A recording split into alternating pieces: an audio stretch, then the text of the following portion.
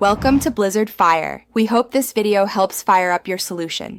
You start by confirming your iPhone recorded a live photo and trimming it to the desired one. 5 3-second clip. Once done, decide whether you want a looping video or to preserve the live frames.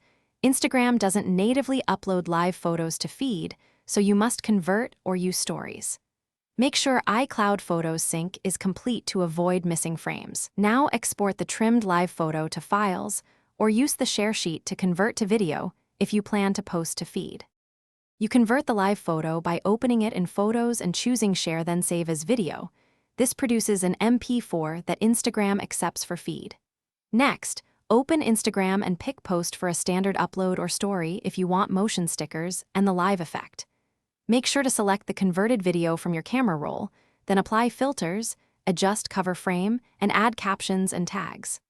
Once satisfied, tap Share to publish. This preserves motion as a looping video on your profile. If you want the true live photo effect, add the live photo to a story, then press and hold the image to trigger motion. Instagram recognizes live frames there. If motion is missing, verify the image still shows live in photos.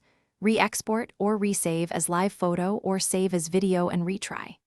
If upload fails entirely, restart the app or device, confirm Instagram and iOS are updated, and ensure a stable network. One key tip: toggle live off and on and resave to fix corrupted frame data. Thanks for watching. If you found this helpful, don't forget to like and subscribe.